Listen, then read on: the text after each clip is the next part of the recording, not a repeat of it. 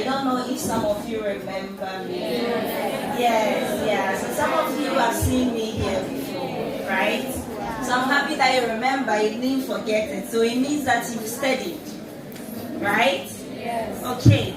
So if you remember me, which SHS did I go to?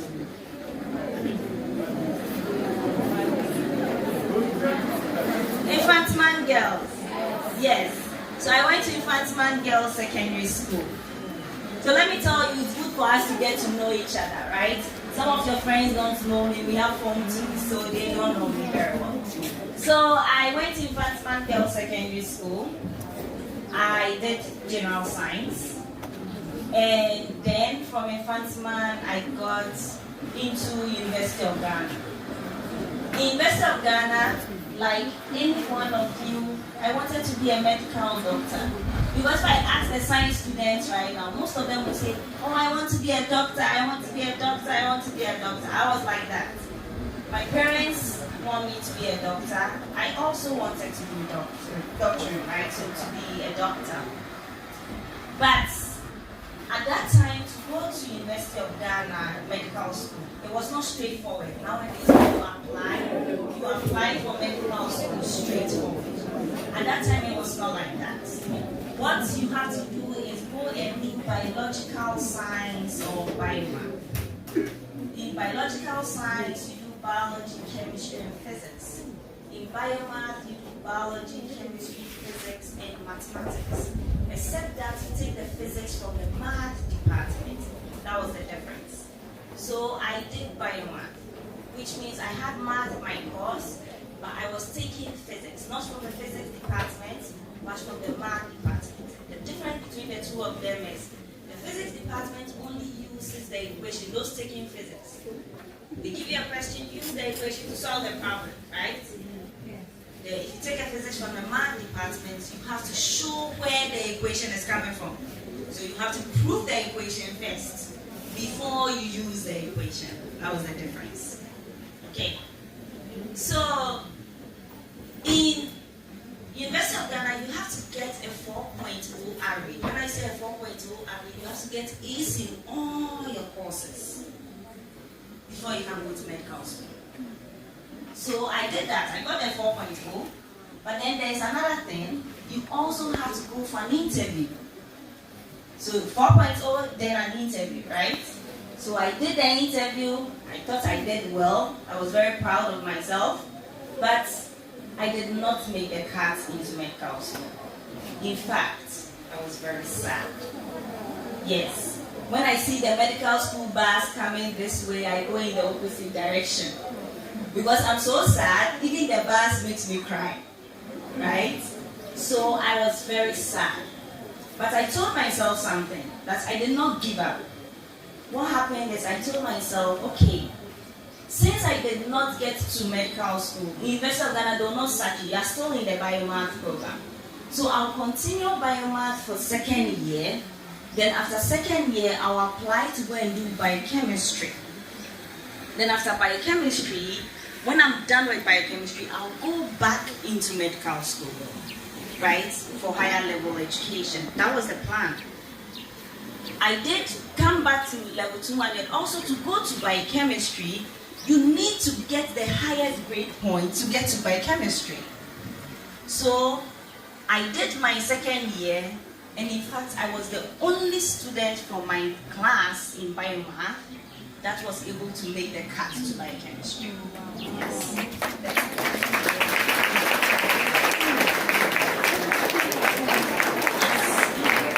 So I finished biochemistry. I did biochemistry. I was in biochemistry for 2 months. And then one day I said I was bored. I mean, I wake up, I go and learn, then I get A. It was not fun anymore. I wanted something that would challenge me. Something that when I do and I get it wrong or I get it right, I feel happy. I feel like I have worked hard, right? So what I did was I went to the dean's office, the dean of science, just the same way you have HOD for mathematics, HOD for some. We have in the university we call them deans, right? So I went to the Dean of Science, and I told the Dean of Science I want to change my course from biochemistry to mathematics.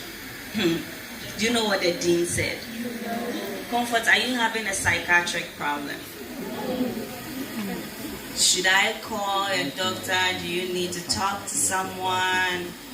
He didn't understand, because the truth is, why would you leave? Because if you're in biochemistry, everybody thinks you are going to go into medical school, right? So why would you leave biochemistry and go and do mathematics and major in math? That is what he said. He called, so in biochemistry, you do biology, chemistry, and there's another course called biochemistry. He called my biochemistry lecturer, and then asked the biochemistry lecturer, how is Comfort's grade? He said, Comfort is doing well, there's nothing wrong. Like, I don't know why she said she wants to change her course. And they were like, you were the only person who made the cut. Do you know how many people who have suffered to get into biochemistry? Like, they give you that whole history. And then I'm like, I still want to change to mathematics. Like, my mind was up. I had set my mind that I was changing to math. He wasn't happy. He didn't want to do it. So I needed to take more steps, right? So I went to the head of department of mathematics, Dr. Margaret McIntyre. She's late right now. And she is from New Zealand, so she's a white lady. And they haven't had females who are head of department in mathematics before. So it was like a big thing. So when I went to her, I said, oh, I want to change my course from biochemistry to mathematics. And she was like, oh, Comfort, I've been looking for you. Where have you been? You see, we were about 100 students in mathematical science for first year. By the time I went back in level 3, and when I said I wanted to change my course, there were just 20 left. Out of the 20, only 3 were women. Only males in mathematics. So that's what happened. So he was like, oh, we are looking for more females in the field. So then I ended up going to, when I told her, she was so happy to have me back, because my results in math that I took at the level 100 and level 200 were excellent. So what she said was, okay, I'll go and see the Dean of Science myself. Just go to your math classes, go and take the math courses, everything. And I was like, my friend, you better come through, like, because if you don't do, like, if you're not able to change my course, I'm in trouble, right? I'm missing my classes in biochemistry. I was there, I don't know what she went to tell the dean. I don't know what happened. After about 2 hours, she came back and she came with all my documents. I have changed from biochemistry to mathematics. So that is how I found myself in mathematics. In University of Ghana, I decided to specialize in mathematical physics. And in mathematical physics, after 65 years in University of Ghana, I was the only female who had graduated with a specialty in mathematical physics.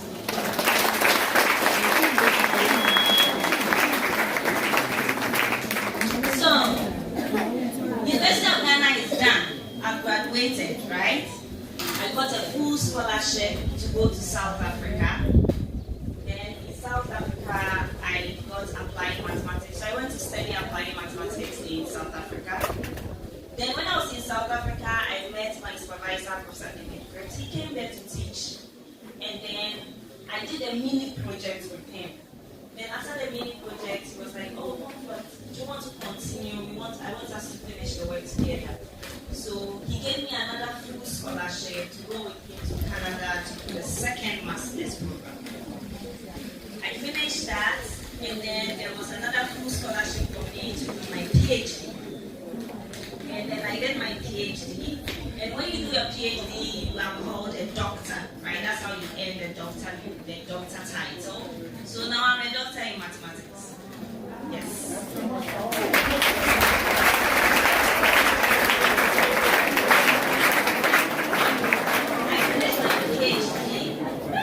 You see, one fun fact, PhD in Canada is 4 years. I did my PhD in 3 years.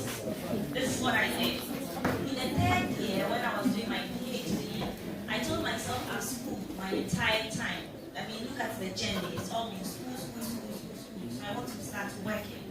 So I'm just applying. It was around the COVID period. And I was like, I'm applying for a job.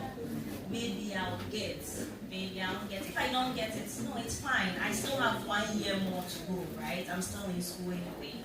So I applied for one of the top universities, so I like to talk things. So I applied for one of the top universities in Canada, which is University of Waterloo. It was the only university I applied for. I went for the interview, and then after 2 weeks, they called me. They said, "You have a job with a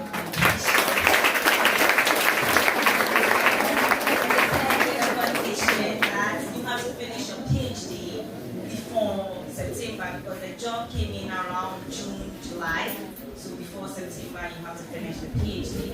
So I had to work fast, submit my thesis, and then defend the thesis, graduate, and then start working.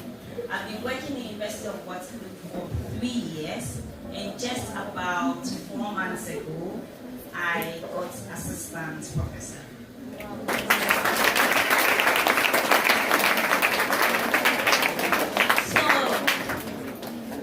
Me bragging about myself.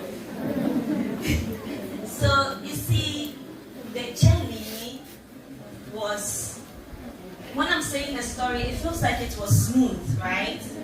But it was not. It was not smooth. I've had hard times during that journey. But the key thing is not giving up. Don't ever say, I'm going to give up. Otherwise, you'll never get anywhere in life. You just have to keep trying. In mathematics, I practiced. You see, I've been to Bisease College and all those schools there before coming here. And I was telling the boys something. Before I went to Infantman Girls, do you still use Aquila? Yes. Before I went to Infantman Girls Secondary School, I had finished learning Aquila. Yes.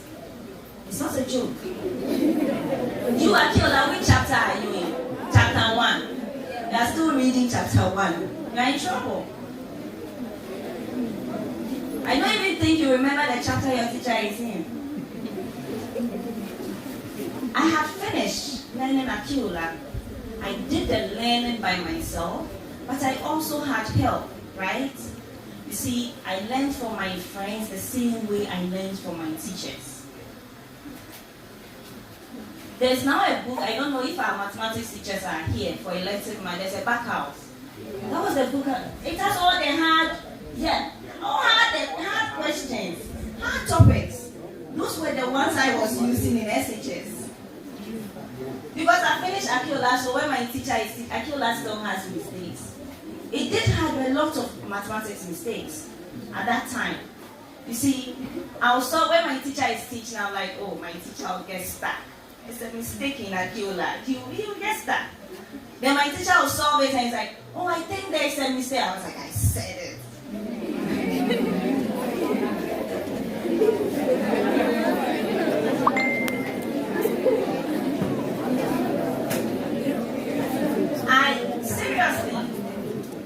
Believe it, but I'm serious. I can sit down, even till now. You can give me 200 questions. I'll sit down, I'll solve all the 200 questions. Like, I have time for it. I'll solve it. You see, now I've gotten to that stage where when I set questions from my students, I always come up with new questions. So my students can go online, ChatGPT and those things, and go and Google. Because the answers are not online. They have to understand the concepts. Because I have solved so many questions that I have gained a lot of skills. But I worked very, very, very hard. Let's see the different people in the room. Do we have science students in the room? Yes, madam. Where me science students? General arts students? Good. Visual arts? No visual arts? Home economics? Nice. Business students in the room? Do we have business? Have I missed any other? Agricultural. Yeah, I like that. Great students. Good. Agree, you know you are science students. Yes, agree, you are a science. You are science students as well. Okay, so this is what I'm going to do for the next few minutes. Stay with me. I am going to let us do some mathematics. It's not hard. It's not WASI. And it's not exam. Right? It is easy. This is what I want you to do. I'm going to put a question on the board. If you can't see, I'll read the question for you. Yes. When I give you the question, I want you to chat with your friend. Solve it with your friend. Do it together. Then I'll come round and you tell me your final answer. Nice. But you see, the answer is not what I'm interested in. How did you get your answer? That is what I need you to explain to me. Are we okay? Ready? Yes, let's shake it off. Let's start. My first question. Those who can't see, I'll try to read the question. If x squared is 2025, if x squared is 2025, I want you to find the value of x plus 2 times x minus 2. If x squared is 2025, I want you to find the value of x plus 2 bracket, x minus 2 bracket, the product of those two. Does it make sense? Good. Let's do this. Don't do it alone, otherwise it's boring. Do it with your friend. I tell your friend, let's do some math.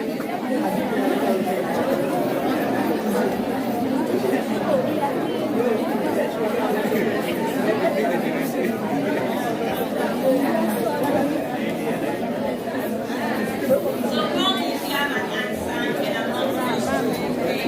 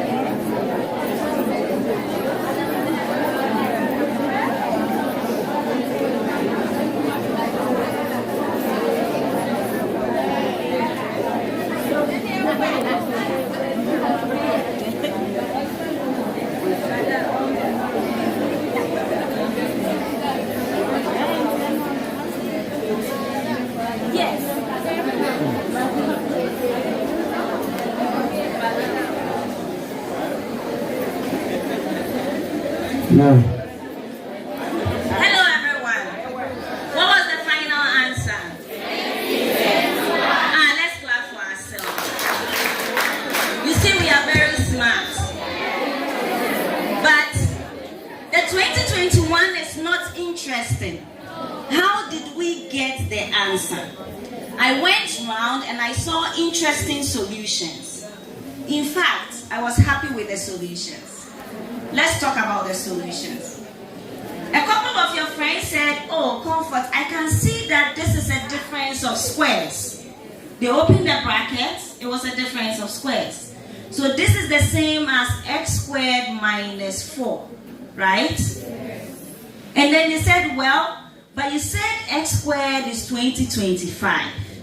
So this is just 2025 minus 4, 2021. Nice. Then another group of students said, well, Comfort, you said if x squared is 2025. So if x squared is 2025, what will be x? 45? Sure. Yes. Very confident? Yes, madam. Our math teachers are here. Yes, madam. You are still very sure? Yes, madam. Can you see this is a quadratic equation? Yes. Can you see it's quadratic? How many roots are you expecting? 2 roots. Plus or minus 45. Now let's pause. Breathe. Taking a deep breath. Relax. Enjoy the beauty of mathematics. Let's talk about something. What is the square root of 16? 4. Is it 4? Yes. Why is it not plus or minus 4? Why? Because it's a perfect square. Good. You're right. Because the square root function gives you a positive number all the time. But if your teacher asks you what is x squared equal to, what is x if x squared equal to 16, then you will say that x is plus or minus 4. And the reason it is plus or minus 4 is because that is a quadratic equation. One is an equation, the other one is not. Right? So that is the reason why we have plus or minus 45. You can check. One of you should check x is equal to 45, and another group should check x is equal to minus 45. Put that into this equation and tell me your final answer. What would you get? 2021. Irrespective of which one you use. But if I'm marking your work and you had said that this one was just 45 minus 1, because that is not true. So you see now your teachers take your marks off. That's what they do. So you are saying, oh teacher, take my marks, take my marks, take my marks. That's what you are doing. Don't give any marks to your teachers. Right? Should we try another question? Yes. Let's try another question. Plan. I have some numbers here. My number starts from minus 50, minus 48, minus 46, minus 44. Then it goes and goes and goes. Then it goes to 0, 2, 4, 6, 8, 10, up until I get to 56. That is what is happening to my numbers. My numbers are all even numbers. This is your task for the next 5 minutes. I want you to find the sum of all my numbers. The sum of all the numbers. Does my question make sense? Do you understand the question? Yes, no? The no people. I have some numbers. The number starts from minus 50. I'm looking at only even numbers, so forget about the odd numbers, right? You start from negative 50. negative 48, negative 46, negative 44. Then it goes, right? As a point to get to 0, 2, 4, 6, 8, 10. Then it keeps going. 50, 52, 54, 56. That's the last number. The last number is 56. And I want you to tell me that if you add all the numbers I just gave you, what will be your final answer? Do it with a friend, otherwise they won't go home.